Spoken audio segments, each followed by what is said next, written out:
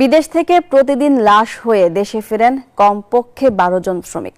সে হিসাবে মাসে প্রায় 400 আর বছরে আসে 4320 জনের মরদেহ।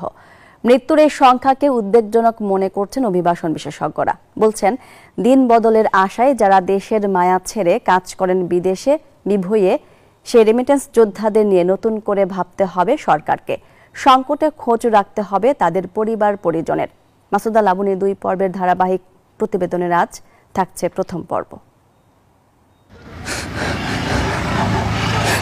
ছবি দেখে ঠিক অনুমান করা যাবে না বুকের ভেতর কতটা কষ্ট জমে আছে এই কিশোর হাসিবুলের। বিমানবন্দরে অধীর আগ্রহে অপেক্ষা করছেন বিদেশ থেকে 6 বছর পর ফিরছেন বাবা। নিদারুণ এই প্রতীক্ষার গল্পটা আনন্দের নয়, ভীষণ বেদনার, তীব্র যাতনার। কারণ প্রিয় বাবা দেশে ফিরছেন ঠিকই, কিন্তু জীবিত নন। ফিরছেন নিথর দেহে, কফিনবন্দি লাশ হয়ে। এখন মনে করেন আসছে ঠিকই, কিন্তু জীবিত আর আসছি না। 1 মিনিট 2 মিনিট কথা হলো আমার বাবার সাথে, বললো যে আব্বু তুমি ভালোভাবে থাকো, সবকিছু তোমার এখন দায়িত্ব, তুমি একটু বুঝে নিও। তাছাড়া না, তখন একটা আনন্দের অপেক্ষা আর এখন একটা দুঃখের অপেক্ষা যে কখন বাবা আসবে, বাবার দাফন কাফনেরই করতে হবে।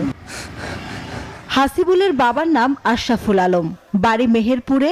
প্রায় 1.5 দশক আগে ভাগ্য বদলের আশায় শ্রমিক ভিসায় পাড়ি জমান সৌদি আরবে। সম্প্রতি হৃদরোগে আক্রান্ত হয়ে সেখানেই মৃত্যু হয় তার। কিন্তু কেন হৃদরোগে আক্রান্ত হলেন তিনি? কেমন সেখানকার জীবন ধারণ, কোন পরিবেশে আর কত ঘন্টা কাজ করতে হয়? অজানা থাকে সেসব প্রশ্নের উত্তর। ওখানে সহযোগিতা এখন মালিক করবি কিনা এটা আমি নিশ্চিত না। বিদেশ থেকে ফোন দিয়ে বলছে তোমার আব্বু মারা গেছে, হঠাৎ যে হার্ট ব্লক করেছে। কেবল আশরাফুল আলমই নন, এমন অপ্রত্যাশিত করুণ পরিণতির তালিকায় যোগ হচ্ছে অনেক নাম। পরিসংখ্যান বলছে প্রতিদিন লাশ হয়ে দেশে ফেরেন অন্তত 12 জন, যা ছাড়িয়েছে আগের সব রেকর্ড।